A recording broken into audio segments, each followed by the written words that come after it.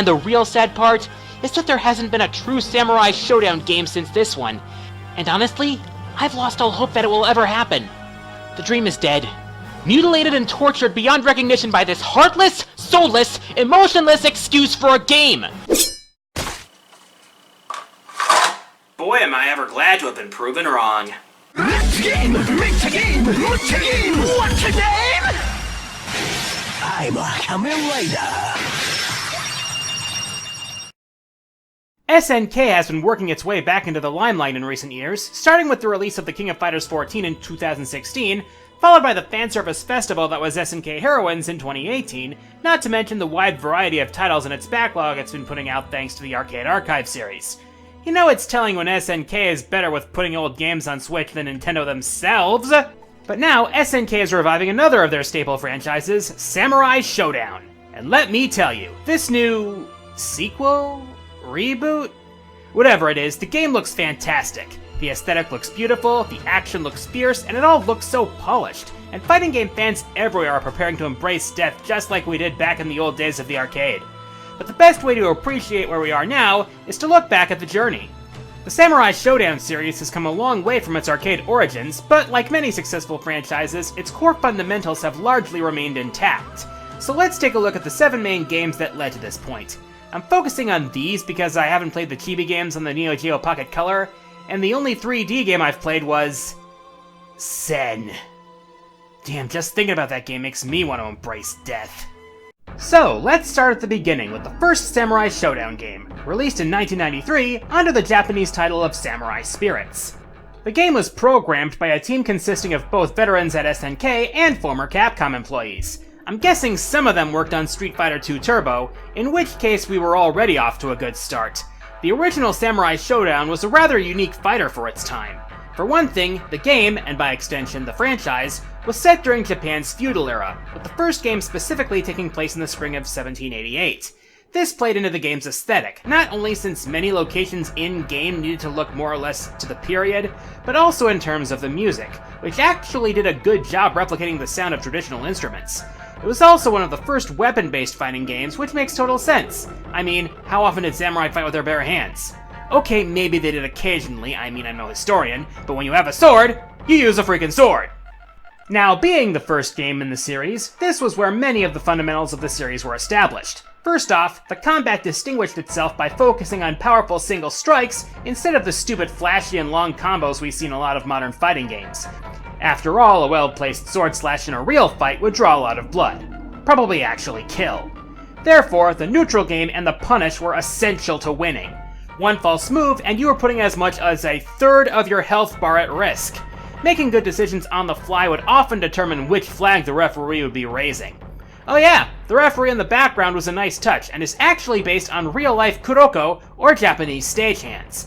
The combat style also played into the presentation, as the screen would zoom in when fighters were close together, and the action would slow down after a well-placed hit. Other fundamental elements were the rage gauge, which filled when taking damage and briefly made you more powerful when full, the occasional weapon clash where the loser got their weapon knocked away, and the delivery man who would occasionally appear and throw items and bombs onto the stage.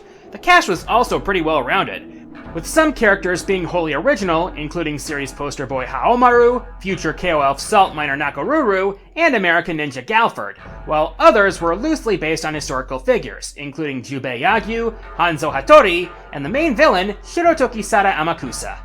The game was extremely well received, and as games go, that means sequels. Samurai Shodown II was released in 1994 under the Japanese name of Shin Samurai Spirits Haomaru Jigokuhen.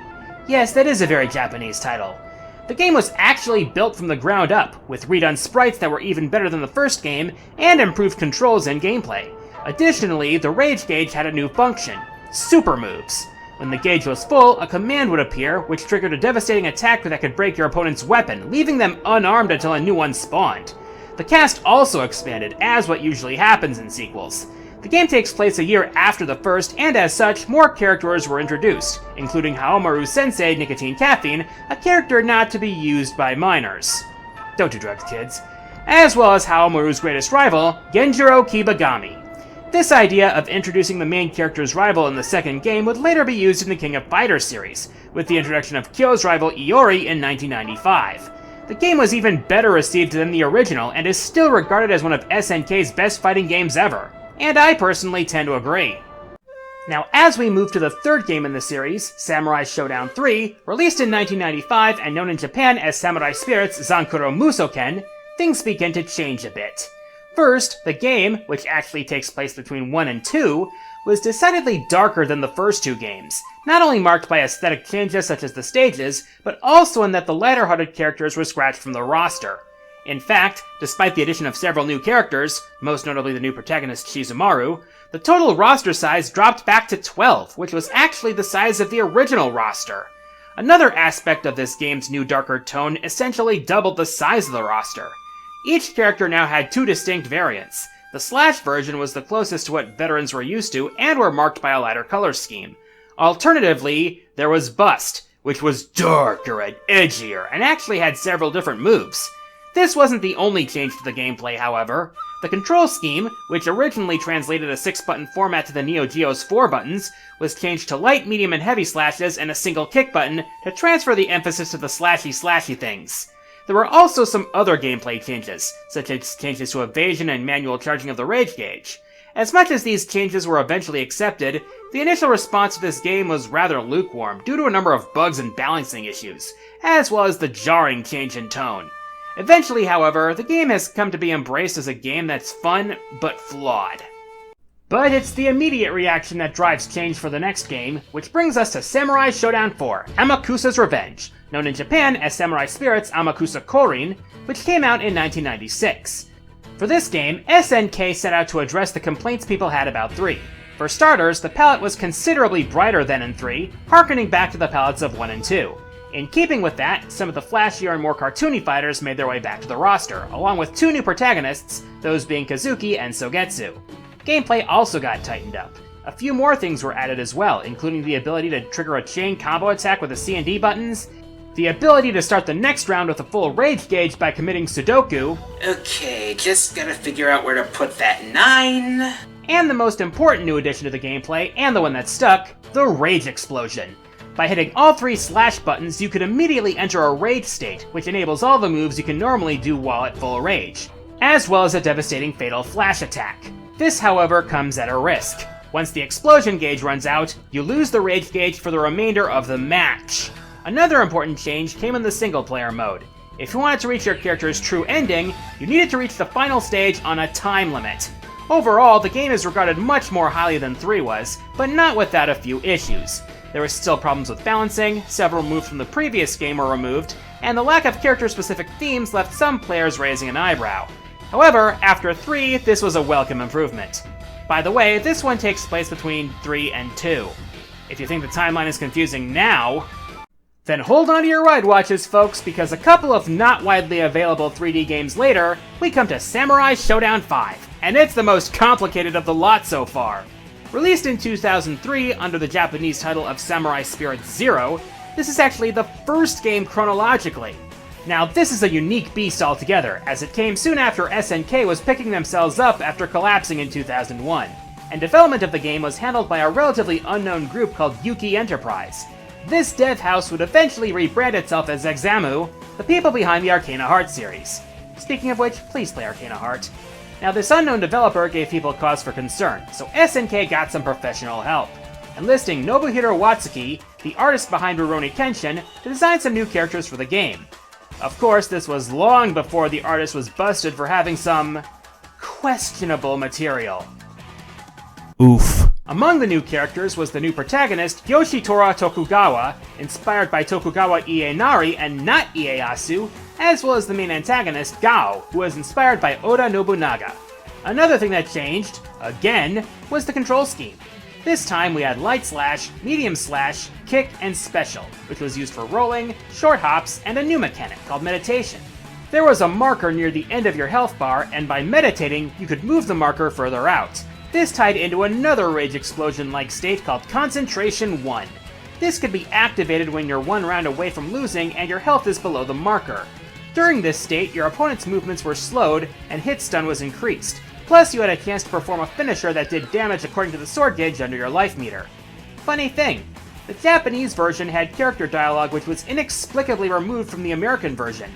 This game's reception was rather iffy, and it really didn't do enough to distinguish itself from its predecessors. So logically, the best course of action would be to take the Street Fighter II approach and give the game an update.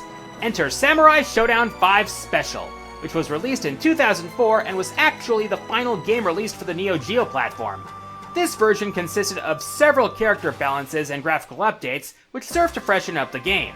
In terms of the roster, a few characters were cut, but in exchange, the bosses from the previous games were made playable. The biggest addition to the game, however, was the overkill moves, which served as violent instant finishers that could be performed under certain conditions, in a similar fashion of BlazBlue's Astral finishes or Guilty Gear's instant kills, but far more gruesome. But this led to controversy, as shortly after the game's arcade release, a terrifying incident sent shockwaves through Japan, leading to a wide swath of censorship in media. This, of course, affected the home release of the game, as it was delayed by a week to remove the more violent elements. This came with some unintended consequences for early copies of the game, from issues with animations and sounds to game-breaking bugs. Eventually, people could trade their copies for fixed versions, and later re-releases of the game had all the action intact. In its true form, the game was more highly regarded than its vanilla version, and could even be considered a dream match for the series. Except it's not actually a dream match. That distinction goes to the following year's Samurai Shodown 6, known in Japan as Samurai Spirits Tenkaichi Kenkakuden. Damn, these names just keep getting more Japanese. The game was released in Japan in late 2005 and hit North America the next year on Sammy's Atomis Wave hardware, which in turn was based on Sega's Naomi arcade board. And let me tell you, this game was Everyone is Here 13 years before Smash Ultimate made that phrase its #1 selling point. Virtually everyone from the series is in this game, including a few new characters, playable bosses, and even a few variations on existing characters. And not only that, it brought every fighting style from the previous games back in the form of the Spirit system, so you could play your way. Damn, that's a lot of content. So given what we've gone through in this brief history, what is the new Samurai Shodown giving us, and which game is it the most like? Well, by the looks of things, the gameplay seems to take most closely after Samurai Shodown 4, with the inclusion of Evasion, the Rage Explosion, and the Fatal Flash. However, the new game will also include an ultimate attack for each character, and they've made a point to show it all off in the character reveal trailers. Also smart of SNK to offer the Season Pass for free to early adopters. Nintendo gives Smash players Piranha Plant to early Smash buyers, but SNK said, hold my sake. Whatever the case, it's great to see Samurai Shodown again, and even better to see it return to its 2D roots. Consider me stoked. By the way, this game takes place between 5 and 1. I'd better call the nerd. I think I have a candidate for his next Chronologically Confused. I'm the Quarter Guy, and it's great to see that SNK has been really making an effort to get back into the spotlight after falling on such hard times, and it's making me excited to see what they're going to revive next.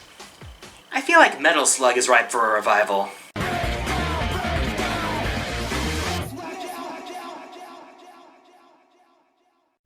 All these game series getting comebacks lately, it's getting kinda ridiculous, you know? It's like video games got a visit from Oprah or something. That's right, you get a revival, and you get a revival! Everybody gets a revival! Well, there are plenty of series that have been filling up the gaming graveyard for years. What do I have to do, take up Necromancy or something? It's not exactly as easy as it is in D&D, you know. Next time, top 10 series I want revived. It's game time!